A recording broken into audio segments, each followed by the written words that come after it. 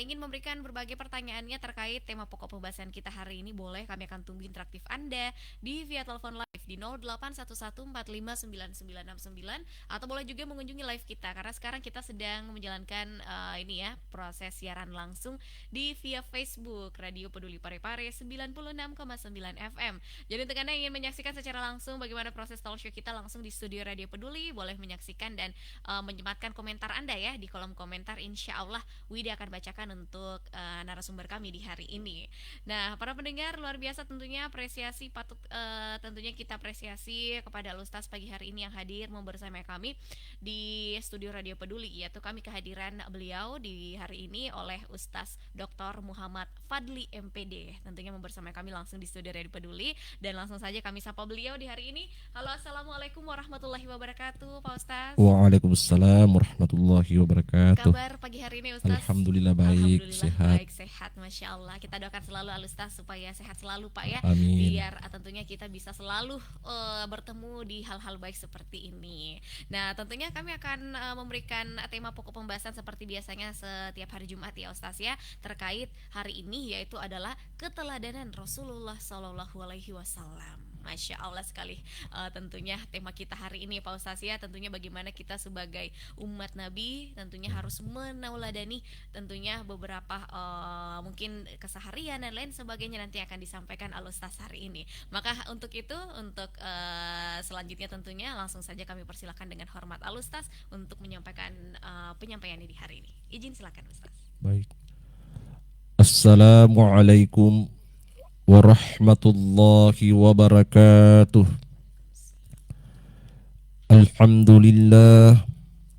Alhamdulillahilladzi nawwara qulubana binuril imani wal islam wa arsyadana ila sabilir rusydi wal qawam wa alhamana an nattabi'a sirata khairil anam. Wassalatu wassalamu ala ashrafil anbiya'i wal mursalin Sayyidina Muhammad wa ala alihi wa ashabihi ajma'in, amma ba'd. Qala Allahu ta'ala fi kitabihil karim wa huwa asdaqul qailin. A'udzu billahi minasy syaithanir rajim. Bismillahirrahmanirrahim. Wa ma arsalnaka illa rahmatan lil alamin. Wa qala aidan laqad kana lakum fi rasulillahi uswatun hasanah. Wa qala fil hadits Rasulullah sallallahu alaihi wasallam, innama bu'ithu liutammima makarimal akhlaq. Shadaqallahul azim.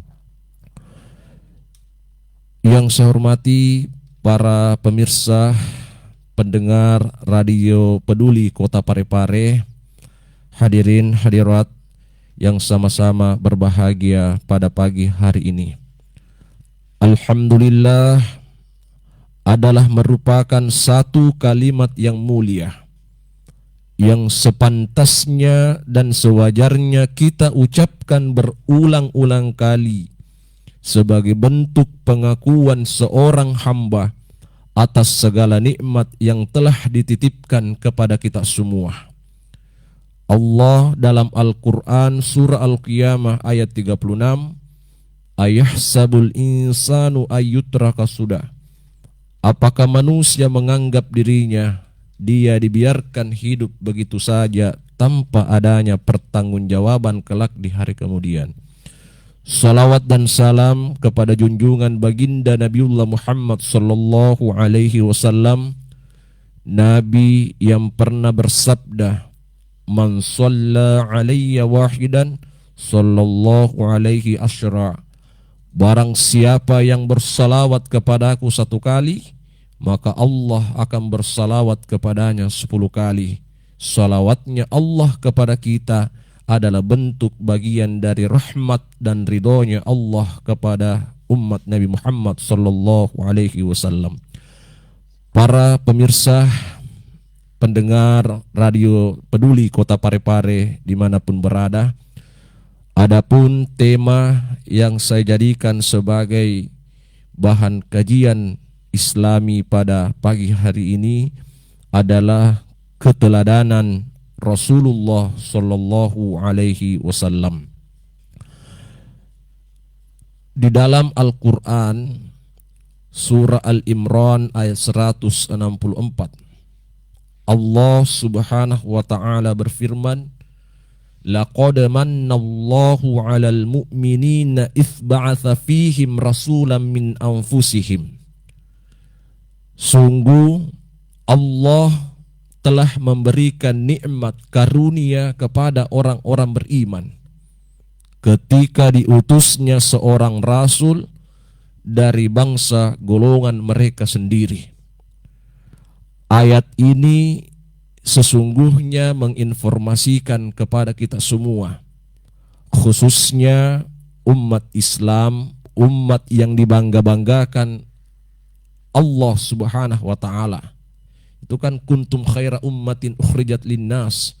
Kalian itu umat Islam adalah umat terbaik.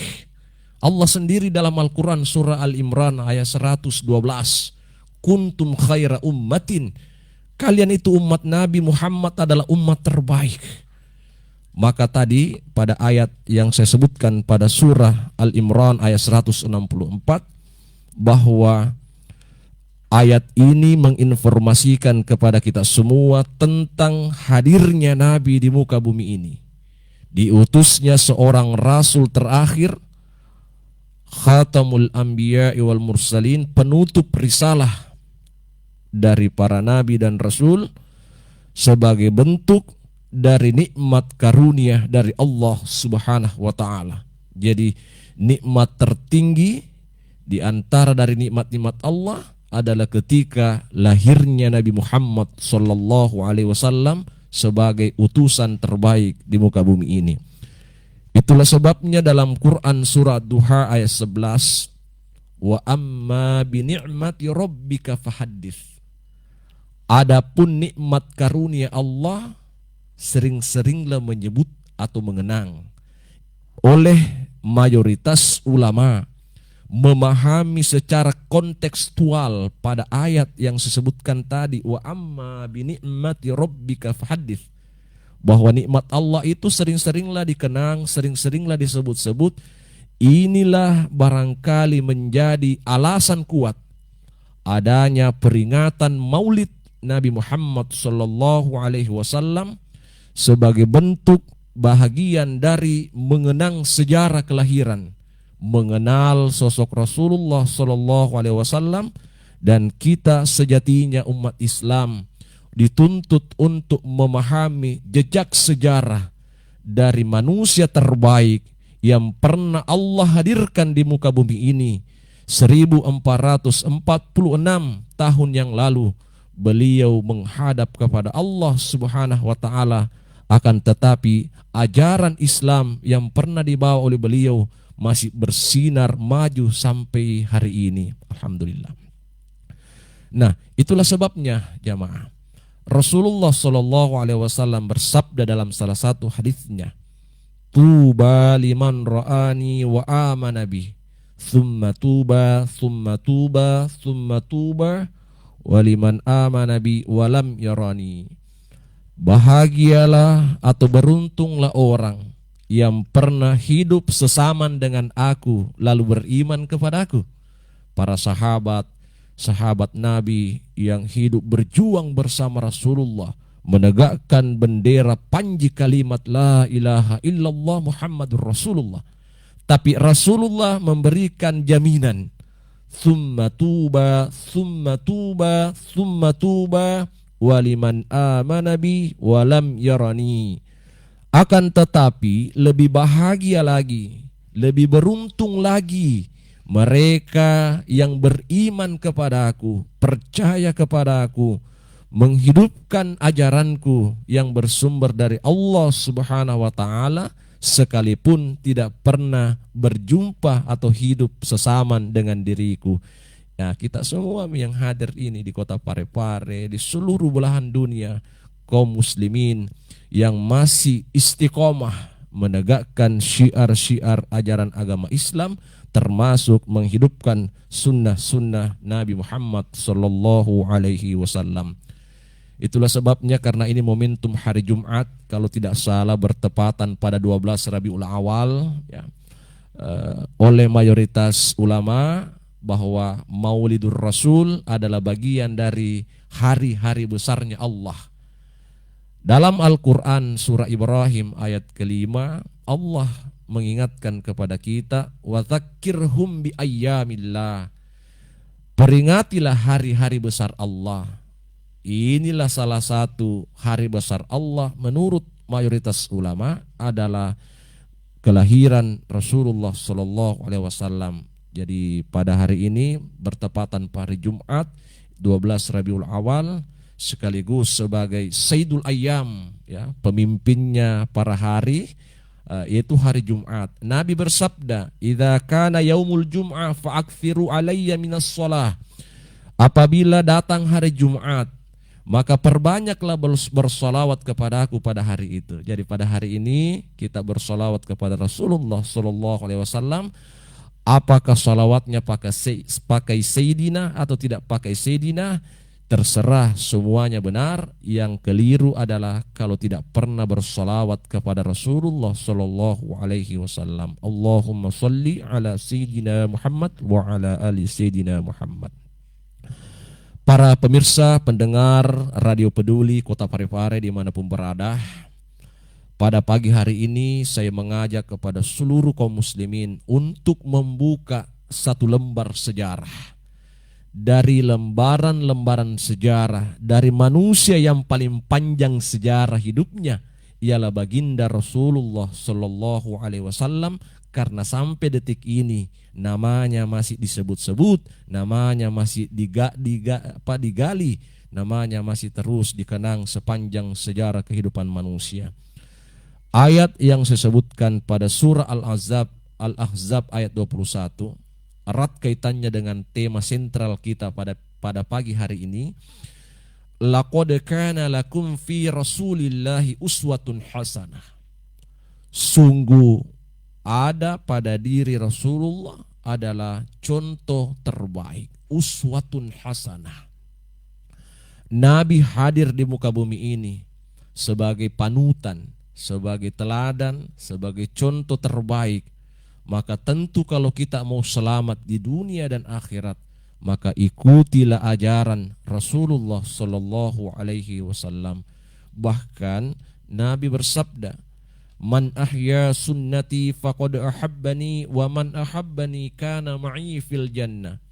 Barang siapa yang menghidupkan sunnahku, maka sungguh dia mencintaiku. Maka siapa yang cinta kepadaku, maka bersamalah diriku masuk ke dalam surga. Pertanyaannya sekarang, sudahkah kita cinta dengan baginda Nabiullah Muhammad sallallahu alaihi wasallam? Sudahkah keturunan kita, anak cucu kita, pasangan kita bersolawat kepada Rasulullah ketika mendengarkan nama Muhammad sallallahu alaihi wasallam disebutkan?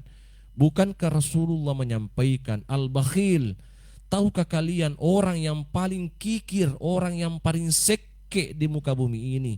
Kata Nabi, "Man dzukirtu indahu wa lam yusalli alayya." Barang siapa yang mendengarkan namaku disebut-sebut Muhammad sallallahu alaihi wasallam, lalu mereka enggan atau tidak mau bersolawat kepada aku, kata Rasulullah sallallahu alaihi wasallam, maka itulah orang yang paling kikir di muka bumi ini. Itulah sebabnya pada ayat surah Al-Imran 164 tadi, di ujungnya itu ayat idz ba'atsa fihim rasulam min anfusihim, adalah ketika diutusnya seorang rasul dari bangsa kalian sendiri. Ayat ini dipahami oleh para ulama mufassirin mengatakan bahwa mengapa rasul itu bukan dari bangsa jin? Mengapa Rasul bukan dari bangsa malaikat? Mengapa Rasul bukan dari bangsa binatang? Bahkan Rasul bukan dari iblis itu sendiri. Maka jawabannya adalah tentu yang mau diberikan contoh adalah manusia, maka yang tampil pemberi contoh adalah manusia itu sendiri. Maka Allah memilih Nabi Muhammad sebagai manusia pilihan yang patut kita tiru, baik dari ucapannya, baik dari perilakunya, baik dalam kehidupan sehari-harinya. Maka Rasulullah disebutkan dalam Al-Quran uswatun hasanah, contoh terbaik sepanjang sejarah kehidupan manusia. Bagaimana caranya kita mencontoh malaikat? Malaikat tidak terlihat. Bagaimana caranya mencontoh malaikat? Malaikat tidak makan dan minum. Bagaimana kita mencontoh iblis? Iblis tidak pernah berbuat baik. Iblis durhaka kepada Allah Subhanahu wa taala. Lebih-lebih binatang. Binatang adalah salah satu makhluk ciptaan Allah yang tidak berakal, sementara manusia diberikan potensi oleh Allah Subhanahu wa taala. Mari kita lihat dalam surah Al-A'raf ayat 179. Walaqad zara'na li jahannama katsiran minal jinni wal ins lahum qulubun la yafqahuna biha walahum a'yunun la yubsiruna biha walahum adhanun la yasma'una biha ulaika kal an'am bal hum adall ulaika humul ghafilun. Kata Allah dalam Al-Quran surah Al-A'raf 179, sungguh kebanyakan penduduk neraka jahanam itu dari bangsa jin dan manusia. Apa penyebab utama? Karena manusia itu lahum qulubun la yafqahuna biha, diberikan potensi hati tetapi tidak dipergunakan untuk memahami ayat-ayatnya Allah. Semata-mata mereka hidup untuk mendurhakai dan mengingkari kebenaran Allah dan Rasulullah sallallahu alaihi wasallam. Na'udzubillah. Walahum a'yunun la yubsiruna biha. Manusia itu diberikan potensi penglihatan, ada matanya tetapi tidak dipergunakan untuk memandang, melihat kemahakuasaan Allah Subhanahu wa taala. Yang ketiga, walahum adhanul la yasma'una biha. Manusia diberikan telinga tetapi mereka tidak mempergunakan untuk mendengarkan ayat-ayatnya Allah Subhanahu wa taala.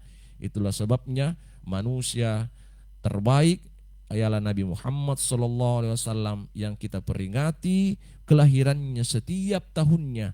Setiap tahunnya menjadi bagian dari bentuk pembelajaran agar supaya kita umat Islam menjadi umat yang tertata kehidupannya sesuai dengan tuntunan ajaran Islam. Ada yang menarik. Dalam ayat Al-Quran Allah berfirman, Kul innama ana basyarum mithlukum yuha ilayya. Katakanlah Muhammad, sampaikanlah Muhammad kepada seluruh manusia, sesungguhnya aku ini adalah manusia biasa, sama dengan kalian. Yuha ilayya, cuma yang membedakan aku ini adalah manusia yang diwahyukan Allah Subhanahu wa taala. Jadi inilah bentuk bahasa ketawaduan yang Allah ajarkan kepada baginda Rasulullah sallallahu alaihi wasallam, bahwa nabi itu juga adalah basyarun, oleh ulama adalah manusia dalam konteks fisiknya atau secara biologis. Nabi itu berkeluarga, kita ini berkeluarga, dicontohi Nabi. Ya. Makanya Nabi bersabda, "Idza tazawwaja faqad istakmala nisfadin." Maka menikahlah, apabila kalian menikah, faqad istakmala nisfadin. Maka kalian kalau sudah menikah itu sudah menyempurnakan separuh agamanya. Nabi itu menikah dengan pasangannya. Beda halnya dengan yang viral baru-baru ini, salah satu kabupaten yang bercadar itu ternyata modusnya adalah seorang laki-laki. Na'udzubillah. Jadi tentu kita semua ingin mencontoh Nabi. Nabi mengatakan, khairukum li ahlihi wa ana khairul li ahli. Berbuat apa sebaik-baik di antara kalian adalah orang yang berbuat baik terhadap keluarganya, dan sayalah orang yang berbuat baik kepada keluargaku. Yang kedua, Nabi itu makan minum sama dengan kita, semua butuh makan minum. Nabi itu puasa. Cuman Nabi SAW menyampaikan bahwa la yahillu li imra'atin an tasuma zawjaha syahid.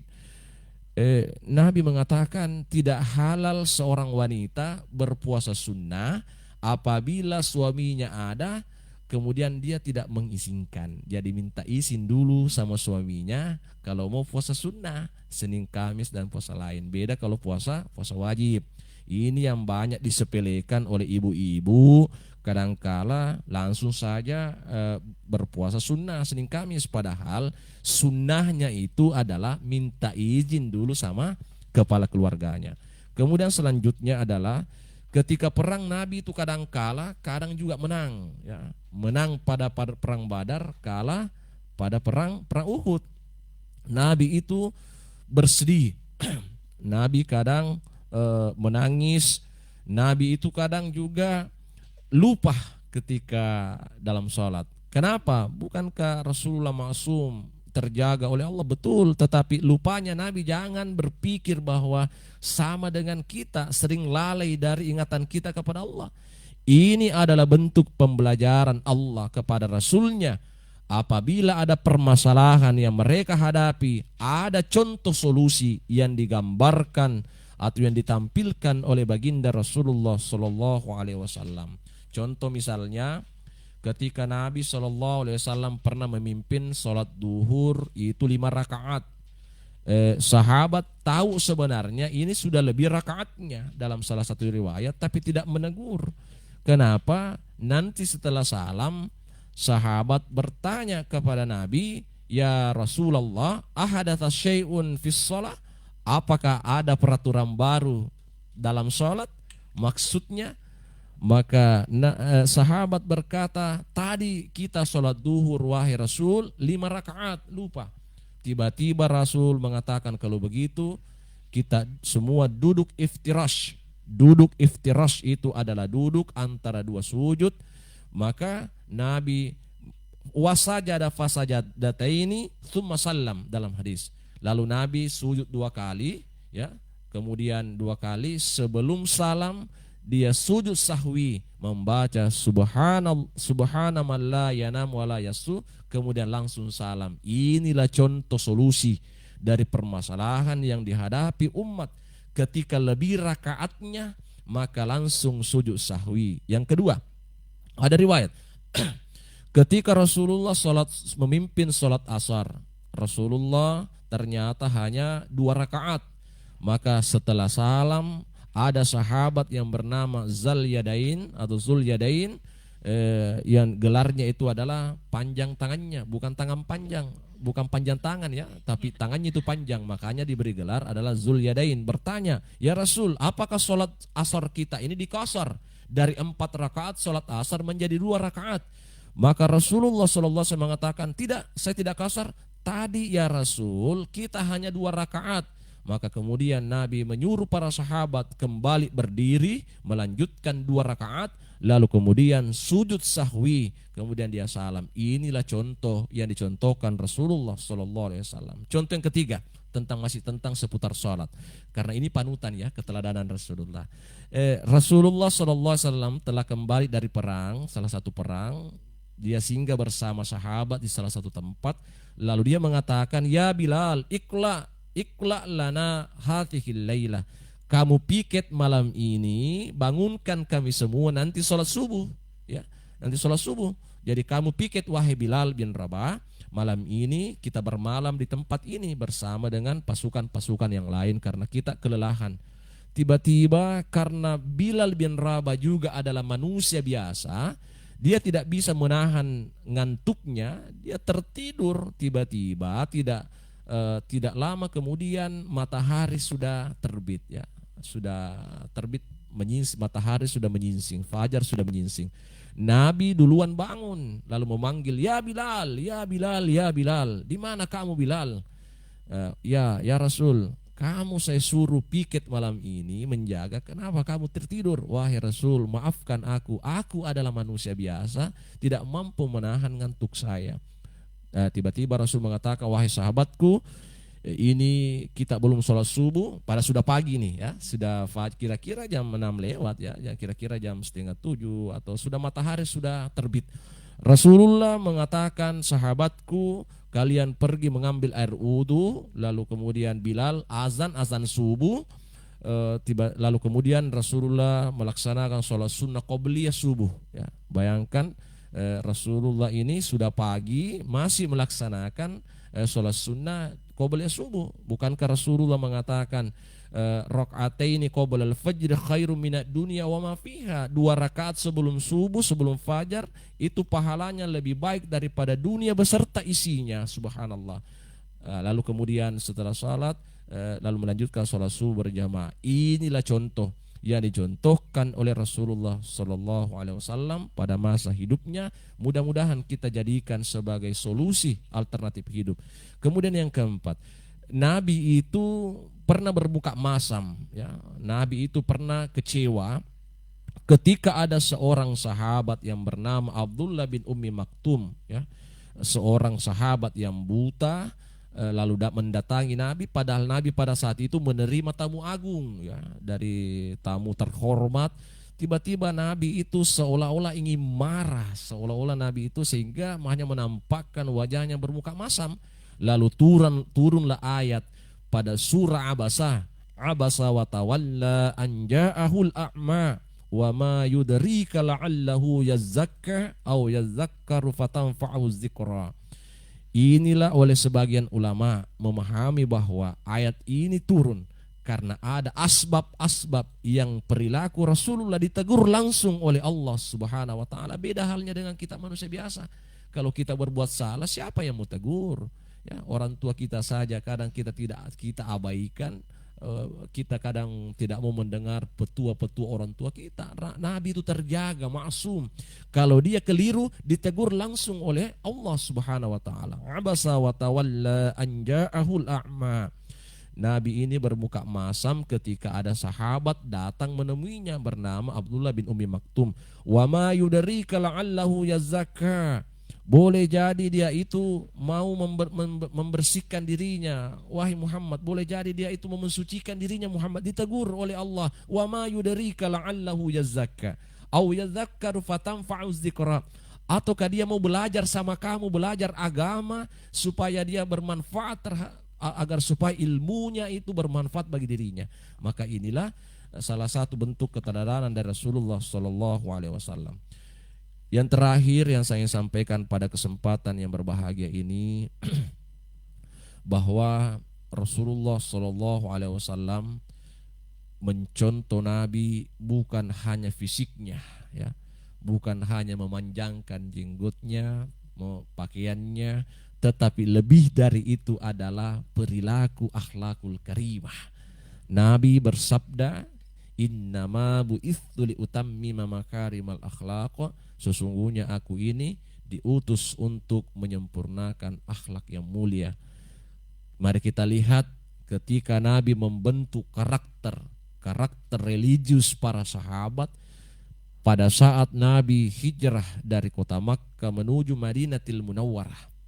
Maka kaum al-muhajirin ini disebut orang-orang yang berhijrah, penduduk Makkah menuju Madinah, ikut bersama Rasulullah sallallahu alaihi wasallam hijratul Rasul, meninggalkan sesuatu yang hal-hal yang buruk menuju pada peradaban yang baru yang lebih berakhlak. Maka ketika Al-Qur'an menyebutkan pada surah At-Taubah, la masjidun ussisa 'alat taqwa, benar-benar masjid Kubah di Madinah adalah simbol ketakwaan umat Islam. Bisa dibayangkan, masjid pertama dibangun Nabi di kota Madinah diabadikan dalam Al-Quran, sekalipun tidak disebutkan nama masjidnya seperti Masjidil Aqsa dan Masjidil Haram, tetapi Masjid Kuba yang dipahami oleh ulama-ulama kita bahwa la masjidun ussisa 'ala taqwa pada surat Taubah ini adalah simbol dari makna Masjid Kuba adalah masjid pertama dibangun Rasulullah SAW.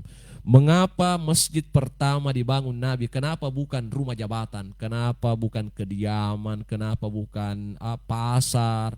Tetapi yang pertama adalah masjid. Ada apa dengan masjid? Boleh jadi hari ini kita semua banyak masalah dalam hidup kita karena kita ini menjauhi rumah rohani kita. Nah, jangan sampai kita hanya memperbaiki rumah jasmani kita yang kita tempati, kita pasangkan AC, kita bikin pagarnya, kita cat, kita bangun bertingkat, tapi kita lupa dengan rumah rohani kita, yaitu masjid. Coba lihat, pertama adalah masjid adalah pusat ibadah, yang kedua pusat pengembangan keagamaan termasuk dakwah dan sosial. Coba kita lihat dalam surah At-Taubah ayat 108 ya. Allah Subhanahu wa surat Taubah 18 ya. Allah Subhanahu wa taala berfirman, "Innama ya'muru masajidallahi man amana billahi wal yaumil akhir wa aqamas sholata wa ataz zakata wa lam yakhsha illallah." Sesungguhnya orang-orang yang dapat memakmurkan masjid itu adalah orang-orang beriman kepada Allah dan hari kiamat, mendirikan sholat, menunaikan zakat, dan tidak takut kepada siapapun. Itu yang pertama. Yang kedua adalah masjid adalah merupakan ujian dari Rasulullah Shallallahu Alaihi Wasallam mau melihat siapakah sebenarnya sahabat-sahabat yang benar-benar beriman atau hanya mau dikatakan beriman ya dengan melaksanakan sholat 5 waktu dengan berjamaah. Maka Rasulullah mengatakan, laisa sholatu athqal alal munafiki minal fajr wal isya. Tidak ada sholat yang susah dilakukan orang munafik kecuali sholat subuh dan sholat isya yang sering ditinggalkan. Termasuk itulah sholat yang paling berat orang-orang munafik, mengerjakan sholat isya dan sholat subuhnya. Itulah sebabnya yang ketiga adalah masjid adalah merupakan simbol kekokohan persatuan ukhuwah Islamiyah. Karena di masjid ini tidak boleh mengkapling-kapling tempat duduk bahwa saya harus duduk sebelah. Tidak, siapapun yang duluan masuk dialah yang menduduki saf-saf pertama, saf kedua. Setelah sholat kita salaman, kita berjabat tangan. Bukankah Rasulullah mengatakan ma min muslimaini yaltaqiyani mutasafihani illa ghufira lahuma qabla ayyatafarraqa. Nabi mengatakan tidak ada dua muslim ketika berjumpa lalu dia berjabat tangan lalu kemudian kecuali Allah sudah mengampuni, menggugurkan dosanya sebelum berpisah dari tempat itu. Itulah subhanallah yang dibangun.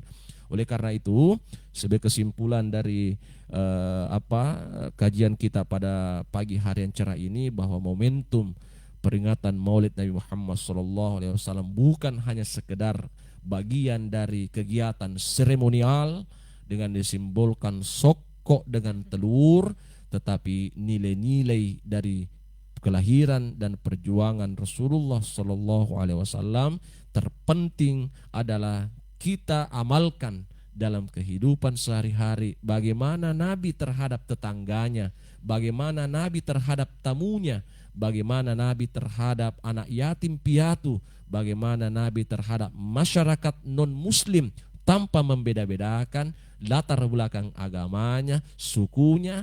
Terbukti pada saat terbitnya piagam Madinah, terbentuknya negara Madinah, Nabi sebagai presiden, di dalamnya ada penduduk Islam, ada penduduk Nasrani, ada penduduk Yahudi, semuanya hidup dalam ketenangan, semuanya hidup dalam ketenteraman.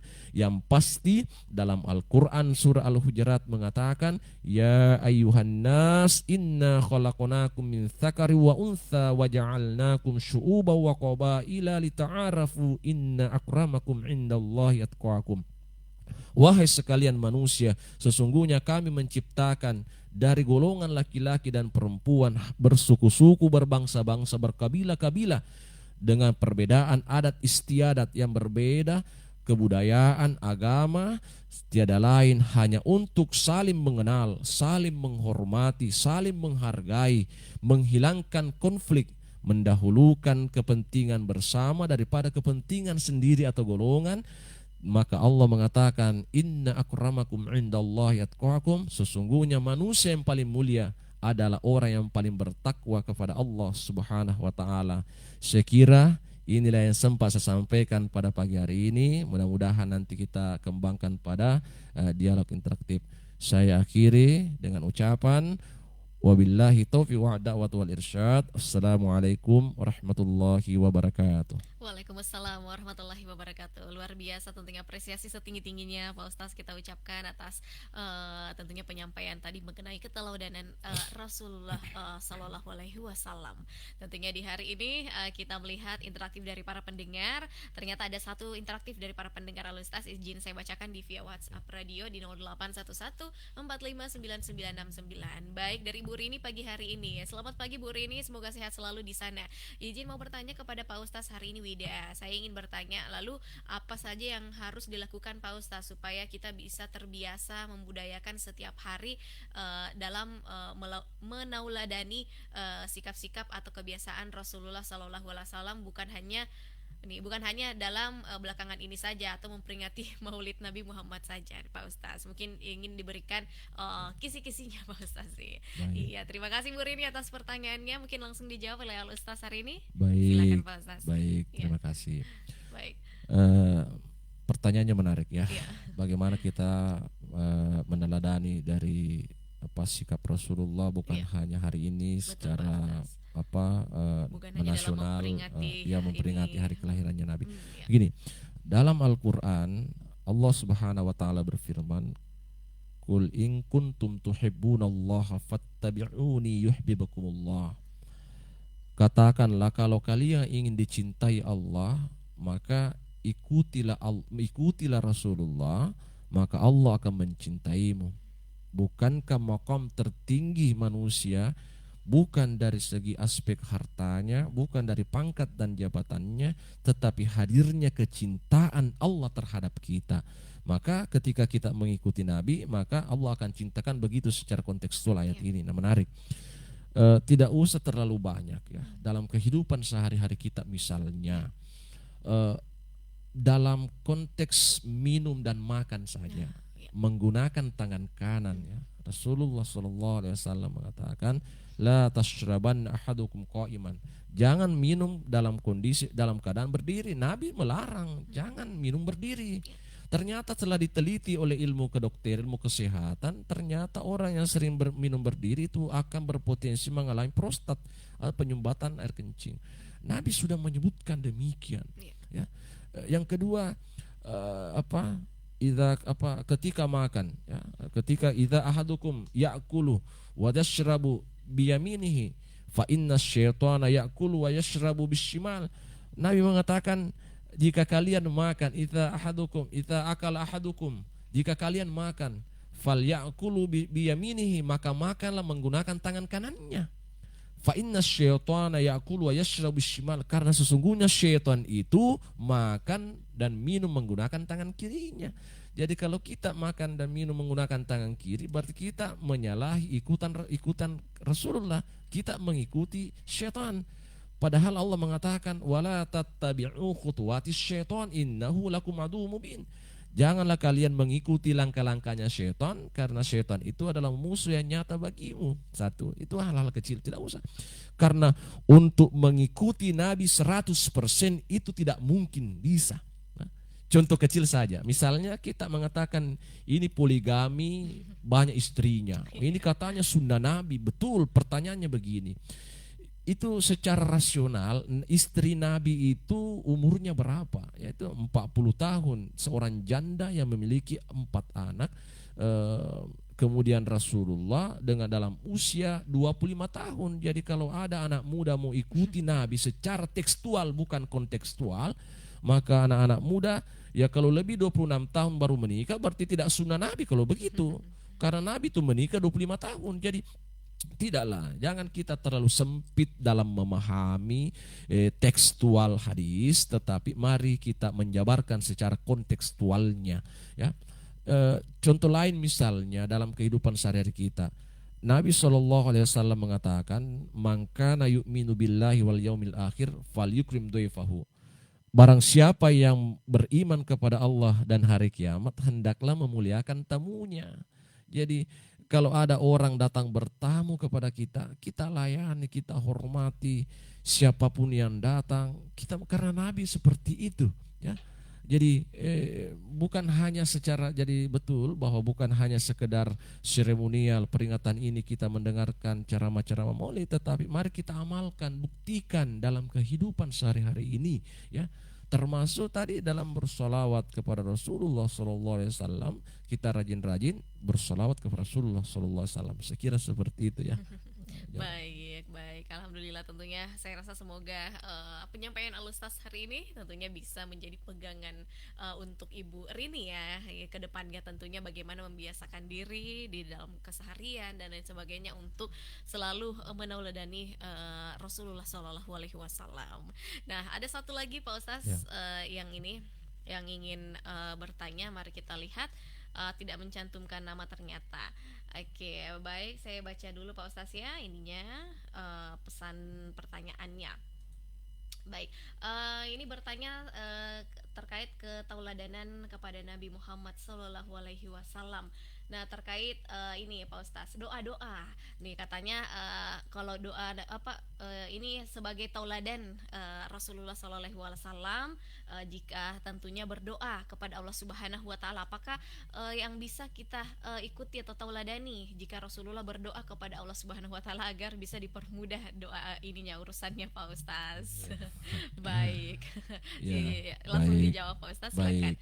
Iya. Jadi terkait masalah doa ya, jadi Allah Subhanahu wa taala berfirman, wa qala rabbukum ud'uni astajib lakum, mintalah kepada aku niscaya aku akan berikan. Iya. Nah, doa ini berasal dari bahasa Arab da'a yad'u da'watan, artinya memohon ya, memohon. Bagaimana misalnya kita analogikan seorang anak memohon kepada ibunya agar diberikan uang belanja.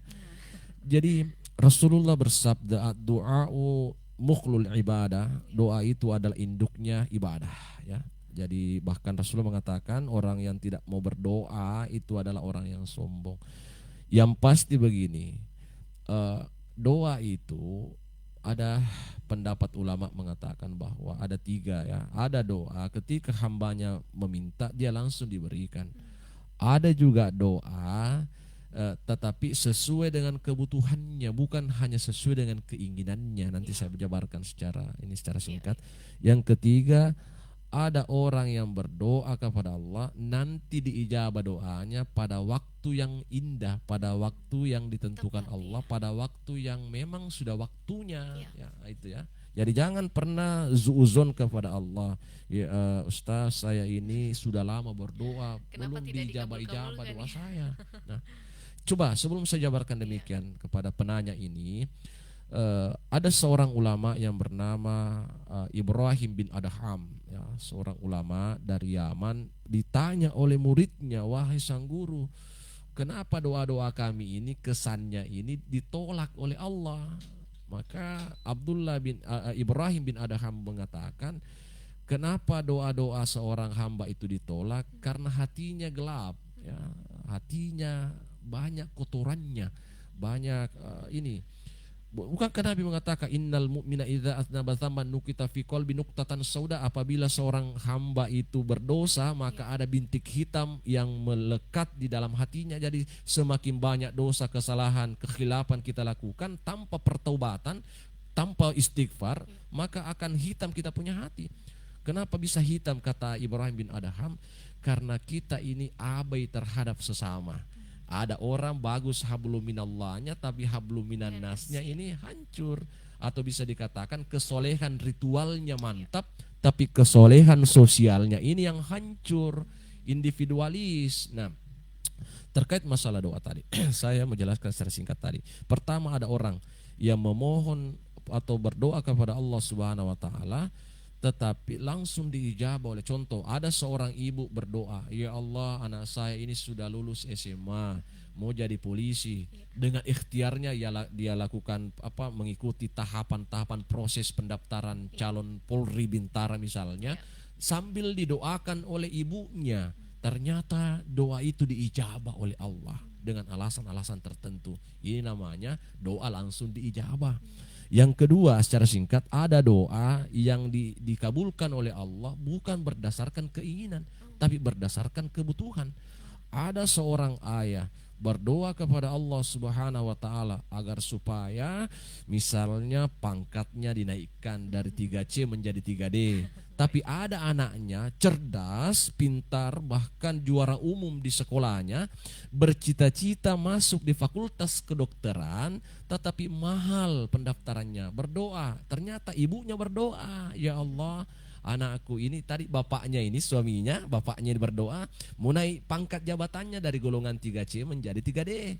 Tapi ada seorang ibu di balik dari gelapnya malam, bangun di sepertiga malam, meneteskan air mata dan berdoa kepada Allah, ya Allah, kalau berdasarkan materi untuk menyekolahkan anak saya di perguruan tinggi, taruhlah misalnya Unhas, Universitas Hasanuddin atau di mana dia bercita-cita menjadi dokter, tapi mustahil ya Allah kalau saya mau menggunakan uang sendiri, saya di mana kamu ambil uang?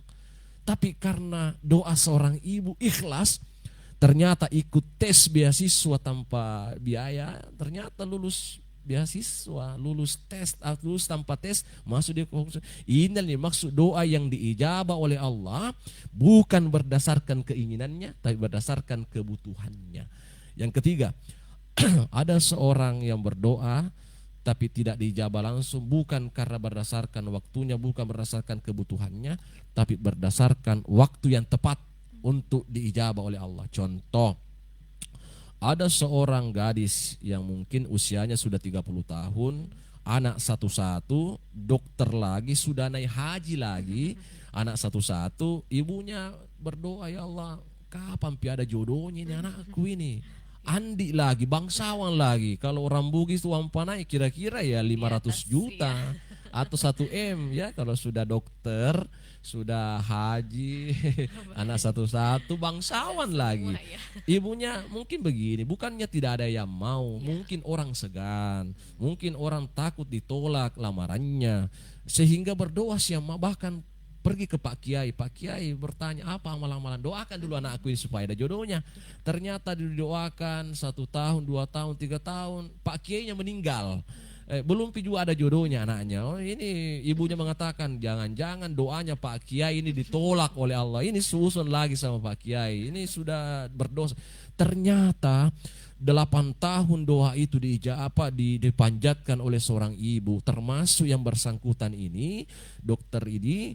Lalu tiba-tiba ada seorang ustadz dari Mesir, hafiz Quran, lulusan Mesir, S2-nya, bahkan ceramah di kampungnya, ternyata jatuh pada pandangan pertama, tanpa pacaran, langsung dia melamar. Walhasil ternyata tidak ada uang panainya. Luar biasa, dengan mahar Al-Quran hafalan 30 juz. Subhanallah. Inilah yang dimaksud doa yang diijabah, akan ada waktu yang tepat Allah simpan kepada mereka yang berdoa. Saya kira begitu. Baik, luar biasa. Jadi ini untuk yang pertanyaan tadi Pak Ustaz ya, jangan berhenti tentunya untuk berdoa, jangan berputus asa, dan yang penting jangan seperti tadi yang dikatakan Pak Ustaz ya, jangan seuzon. Jangan seuzon sama orang. Karena semua akan tentunya ada hikmah yang terbaik. Ada hikmahnya. Ya Allah pasti berikan yang terbaik untuk kita, Pak Ustaz ya. Iya, luar biasa tentunya. Terima kasih atas atensi dari para pendengar di hari ini. Wah, jika kita melihat waktu Pak Ustaz, selalu saja kita terhimpit oleh durasi, tapi begitulah adanya. Di akhir segmen kita ini mungkin secara singkat memberikan closing statementnya Pak Ustaz, sekaligus memberikan pesan-pesannya kepada para pendengar kita semuanya. Silakan Pak Ustaz. Kepada seluruh pemirsa, pendengar Radio Peduli Kota Parepare dimanapun berada, saya mengajak kepada khususnya kaum muslimin dan pada umumnya seluruh manusia, terkhusus kepada bangsa Indonesia, mari kita setiap saat memperbaharui iman kita, ya, jadidu imanukum, perbaharui iman kalian. Kenapa? Karena hati adalah merupakan kompas dalam kehidupan manusia. Iman ini bisa bergoyah, iman ini bisa bergeser. Oleh karena itu, mari kita selalu memperbaharui iman ini. Yang kedua, mari kita senantiasa menjaga keutuhan bangsa ini tanpa memandang dari latar belakang agama, suku, budaya, tradisi. Mari kita memperkokoh uhuwah basyariah, persaudaraan atas nama kemanusiaan, uhuwah Islamiyah, persaudaraan dengan sama-sama agama Islam. dan ukhuwah wataniyah, mari kita memperkokoh, kita sama-sama anak bangsa Indonesia, apalagi dengan usia Indonesia 80 tahun dan adanya juga banyak konflik-konflik yang terjadi. Mari kita bergandengan tangan, mari kita meneguhkan persatuan ini agar supaya negara kita tetap aman, sentosa di bawah naungan lindungan Allah Subhanahu wa taala. Saya kira itu yang sempat sampaikan. Terima kasih banyak atas apresiasinya, perhatiannya. Kurang lebihnya mohon dimaafkan. Saya akhiri. Assalamualaikum warahmatullahi wabarakatuh. Waalaikumsalam warahmatullahi wabarakatuh. Tentunya sekali lagi apresiasi, terima kasih sekali lagi, dan kita doakan panjang umur sehat selalu untuk Al Ustaz di hari ini ya oleh Ustaz Dr. Muhammad Fadli MPD. Baik para pendengar, semoga kita semua pula diberikan kesehatan selalu agar bisa berjumpa kembali lagi di Jumat pekan depan lagi tentunya dengan pembahasan yang berbeda lagi di setiap hari Jumatnya. Dan marilah kami akhiri program Talkshow hari ini dengan membaca hamdalah alhamdulillahirabbil alamin. Kami pamit, Al Ustaz pamit. Wassalamualaikum warahmatullahi wabarakatuh dan sampai jumpa lagi.